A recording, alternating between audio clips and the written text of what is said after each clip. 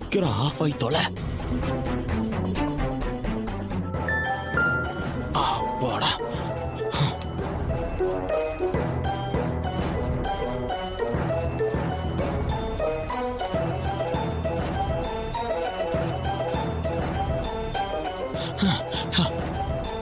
அப்பாடா.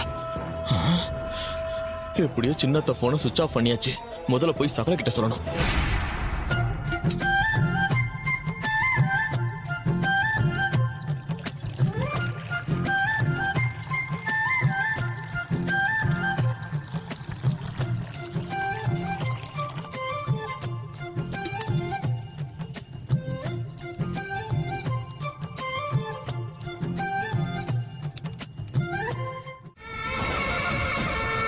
இப்பதாங்க எனக்கு நிம்மதியா இருக்கு. எங்க நீ என்ன தப்பா எடுத்துக்குவேன்னு ரொம்ப பயந்துட்டேன். ஆனா அந்த மாதிரி எதுவும் நடக்கல.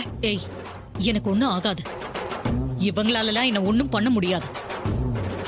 என்கிட்ட இந்த விஷயத்த சொல்லிருந்தா நான் வேற மாதிரி டீல் பண்ணிருப்பேன். ஏய், தைரியம் இருந்தா நேரடியா என்கிட்ட மோதுங்க. இப்படி கோழத்தனமா என் தங்கச்சியை மிரட்டி காரியத்தை சாதிக்க பார்க்காதீங்க. இன்னொரு தடவை என் தங்கச்சி ஏதாவது செய்ய பாத்தீங்க, நான் பேச மாட்டேன். என் துப்பாக்கி தான் பேசும். சந்திரா, நடந்தது நடந்து போச்சு. கிளம்பு, நம்ம வீட்டுக்கு போலாம். சரிக்கா. மாப்பிள்ள வாங்க.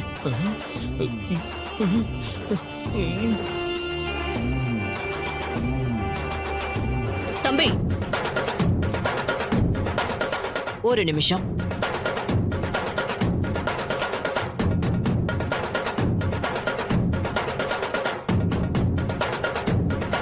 இப்படி ஏமாந்து போவன்னு நீ கொஞ்சம் கூட நினைச்சு பாத்திருக்க மாட்டல.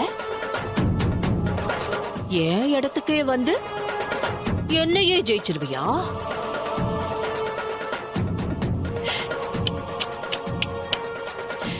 எப்படி உன்னை முட்டாளாக்கி உன் அத்தக்காரியையும் முட்டாளாக்கணும் பாத்தியா? என்கிட்ட போட்டி போட உனக்கு வயசு பத்தாதுடா கண்ணா. இன்னும் எவ்வளவு நாளைக்கு இப்படியே ஏமாத்திட்டு இருக்கீங்கன்னு பாப்போம். பாருடா, பாக்க தானே போற.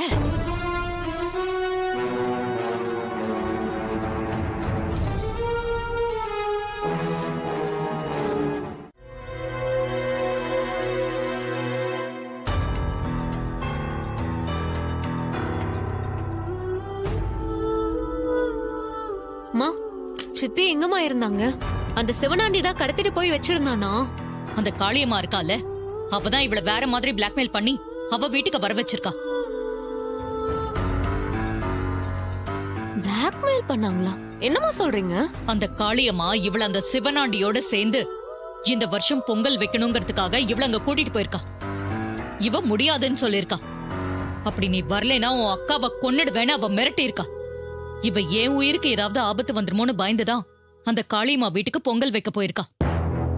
நான் தான் இப்ப அவளை கூட்டிட்டு வந்தேன்.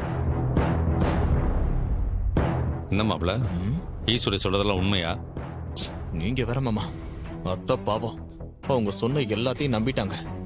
சின்னத்த ரொம்ப சந்தோஷமா தான் பொங்கல் வச்சுக்கிட்டு இருந்தாங்க. அத்தை கிட்ட மாட்டிக்கிட்டதும் அப்படியே பிளேட்டை மாத்தி போட்டாங்க. அதையும் உண்மை நம்பி அத்தை இப்படி பேசிக்கிட்டு இருக்காங்க. அக்கா, என்ன மன்னிச்சிருக்கா. உன்னை ஏதாவது பண்ணிடுவாங்களோன்னு எனக்கு ரொம்ப பயமாயிடுச்சு. அந்த பயத்துலதான் உன்கிட்ட சொல்லாம நான் அவங்க கூப்பிட்டதும் போயிட்டேன். அதனாலதான் போனை கூட சுவிட்ச் ஆஃப் பண்ணிட்டேன். நீ ரொம்ப கவலைப்பட்டிருப்பேன்னு எனக்கு தெரியும். சாரிக்கா.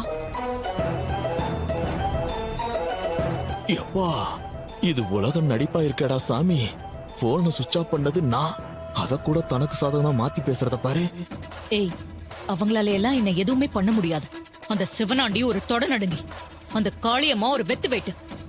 அவங்க ரெண்டு பேரும் சேர்ந்து என்ன கொன்னுடுவாங்களா அப்படின்னு சொல்லி உன்னை மிரட்டுனா நீ உடனே பயந்துடுறதா? சரியான பயந்தாங்குழியா இருக்கே. நீ மட்டும் அவங்க இந்த மாதிரி மிரட்டினதை என்கிட்ட சொல்லிருந்தா நான் அவங்கள ஒரு வழி பண்ணிருப்பேன். நீ ஏன் என்கிட்ட சொல்லல?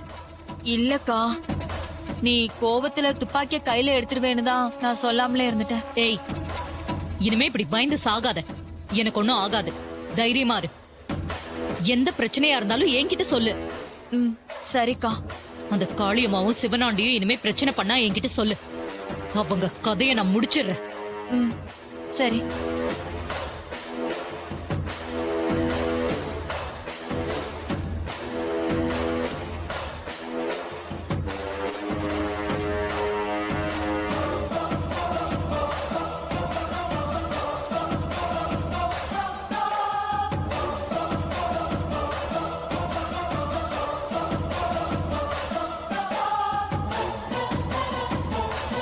இதெல்லாம் உன் வேலைதான்னு எனக்கு நல்லாவே தெரியும்.